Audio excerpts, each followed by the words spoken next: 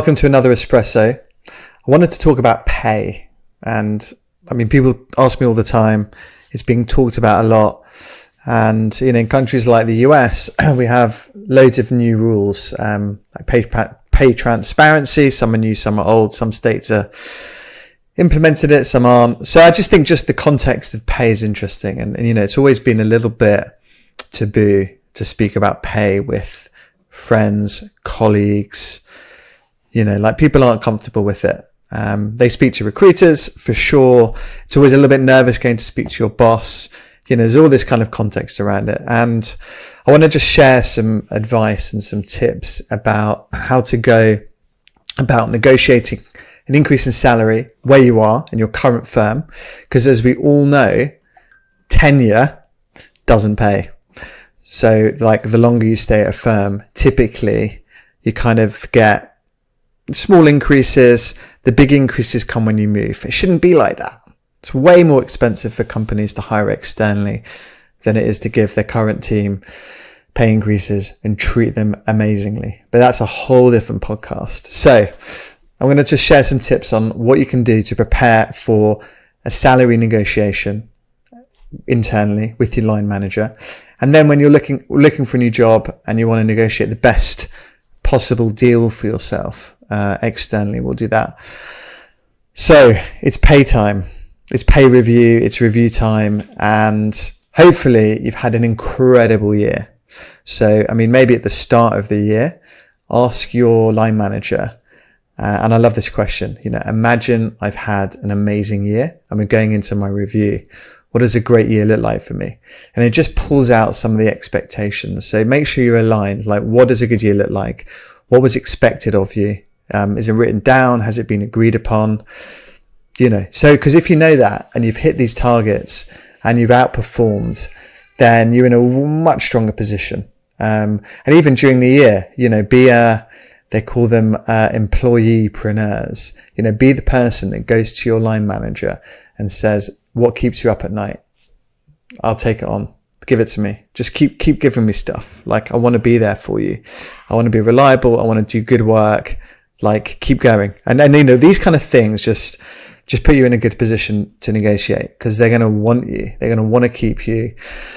They're going to want to make you happy. And obviously it's not just money, but this is what we're talking about right now. So you go into an external negotiation, and first, you've had a great year. You've delivered. They know you've delivered. So you can go through that. Secondly, there's so much information available online today. Glassdoor, LinkedIn, Google. I mean, you should know broadly your worth. And, you know, the market dictates, right? And there's a broad range of pay for different job levels and titles and stuff like that. And so, you know, I think there's no excuse now for not knowing. So go online, jump on Google, jump on LinkedIn, go ask some friends, go ask your favorite recruiter, how much should I be being paid right now? And then you'll get a sense, right? Because you want to go into a negotiation broadly knowing this is what I'm worth in the market. And then again, like, jump on LinkedIn or something. And if in the US, in a bunch of states now, companies have to publish pay ranges on the job descriptions, which is quite interesting. So like, broadly, you'll kind of know, look, hey, if I leave, I can get a nice bump somewhere else. So you're armed with all that information, you go into your negotiation, and in your mind have, you know, this is classic, right? Stretch target, ideal, walk away.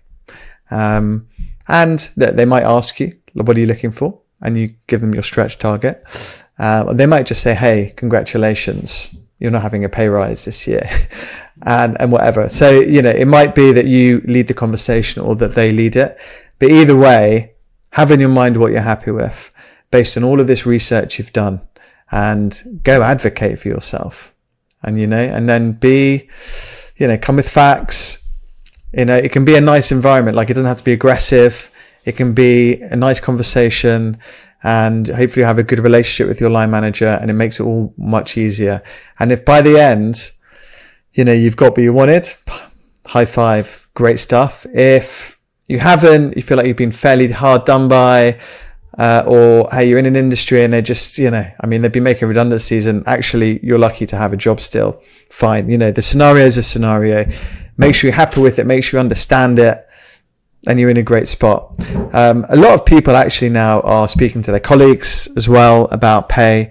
And with pay transparency in the US and ranges being advertised, there's a whole raft of stuff like people coming in and the bottom of the range advertised on the job description is higher than what some people are earning internally in the team. And that's a whole different ball game. So anyway, interesting stuff that. But let's say you're looking externally and you just want to move, right? For whatever reason, progression, you're not happy, don't like your team, your manager's not nice, them forcing you back in the office 5 days a week, or they don't have an office and you really want one. Whatever the reason, you're looking externally. You've done your interviewing. Oh my God, like you've just found the perfect job. It's a step up.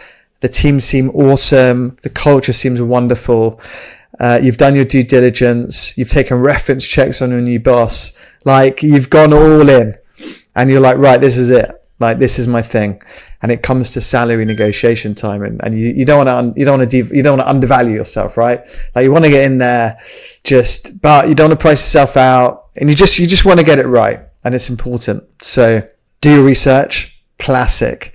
If you've applied directly, do all of your own research, go online, go on Glassdoor, go on LinkedIn, Google, just anywhere you can think you can find and just go big, right? Go on ChatGPT, like everywhere, right? And just find out like what someone with your skill set is worth in the market. Know your worth, know the range, understand where you kind of fit in there. And then you go in. Now, this is important. Don't give them a range. If they're like, oh, what are you looking for? And you're like, oh, I'm looking for 100 to 150.